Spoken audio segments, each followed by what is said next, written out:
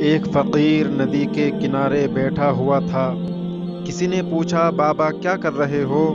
فقیر نے کہا، بیٹا میں اس انتظار میں ہوں کہ جب ندی کا پورا پانی بہہ جائے تو پھر میں دریا کو پار کروں۔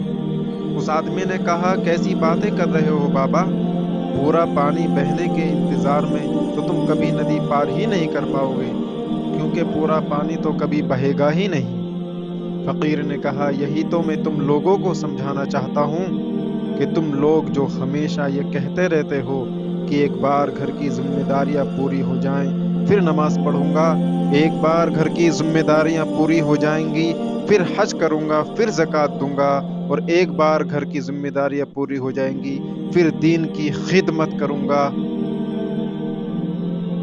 حج کروں گا، خدمت خلق کروں گا۔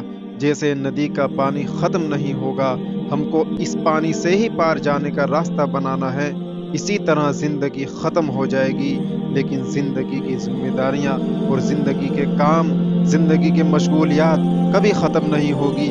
ہم کو اسی زندگی میں سے اپنے نماز کے لیے، روزے کے لیے اور دینی خدمات کے لیے ٹائم نکالنا ہے۔ ایک مرتبہ سوچیں ضرور، نماز قائم کریں اور ویڈیو کو زیادہ سے زیادہ شیئر کریں تاکہ دوسروں تک بات پہنچے اور